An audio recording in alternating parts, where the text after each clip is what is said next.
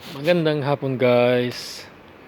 Ito po yung update natin sa ginagawa nating Hilux, Toyota Hilux. Ayan mga guys, nakabit na yung pintuan dito. Yung pintuan dun sa likod. Ito naman, ikakabit siya ngayon. Ayan, napinturan na ito. Ito yung ginawa ko. Ayan, tuyo na siya. Tuyo na siya. Ayan mga guys. Ayan, hanggang sa likod yan. Ayan. So okay na ito. Yung sa kabila,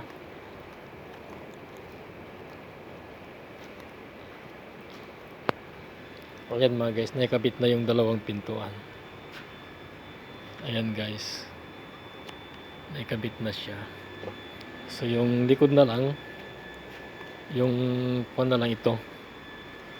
Ayan, kasalukuyang minamasilyahan.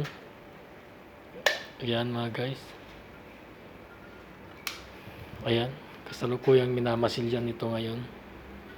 So